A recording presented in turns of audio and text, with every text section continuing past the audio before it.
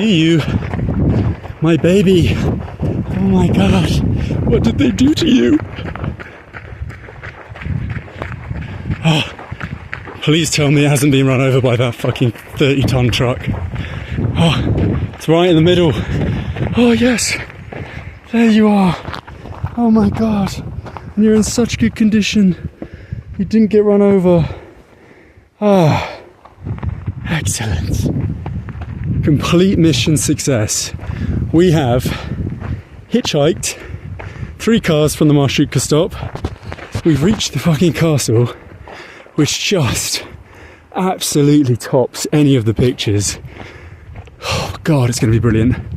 I've still got about 3 litres of water, and there's more houses here than I anticipated actually, so I think given that this is a single track that it just goes into the mountains, I think it doesn't actually connect to anywhere. It eventually ceases, I'm assuming, where there are coal mines, because I've seen a load of coal mines on the way here, which I think are captured in one of these truck clips that I'll post up preceding this video.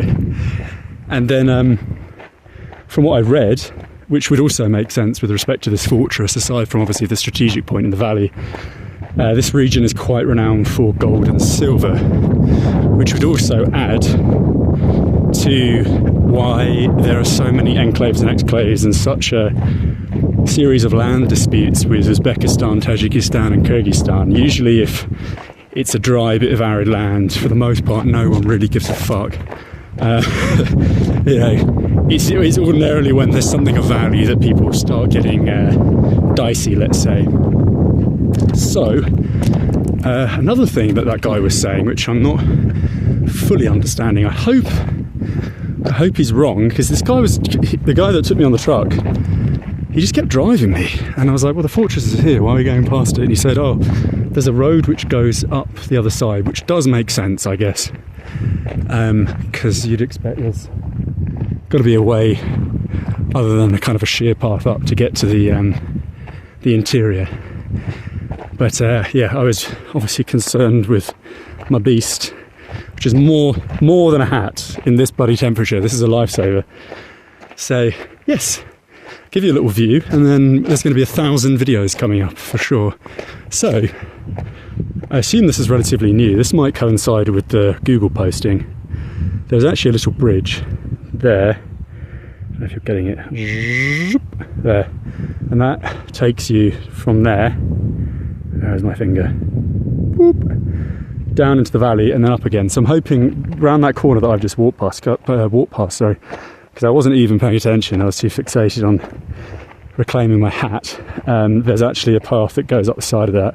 Otherwise I've got another probably hour to worm my way back down the hill on the other side and then back up again. But either way, I'm very lucky so far, and thank you to all of the people that obviously gave me a lift. Not that you'll ever see this video, but usually in Kyrgyzstan, maybe not usually, but a good portion of the time you end up getting out and people will try and charge you something, which I don't think is very honest from the off.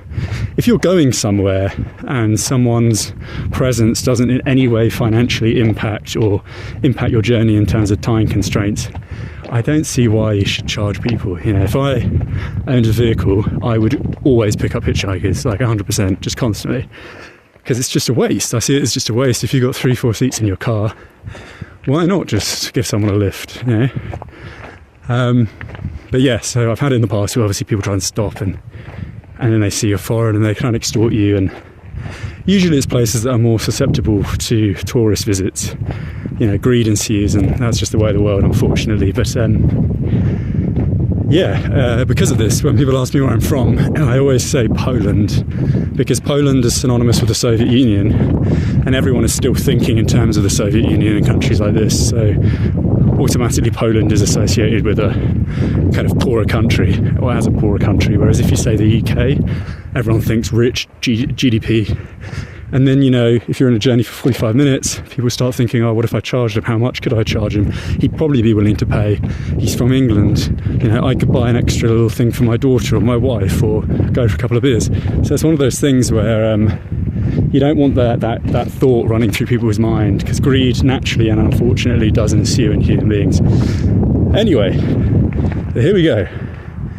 And I think this is the car that was full earlier.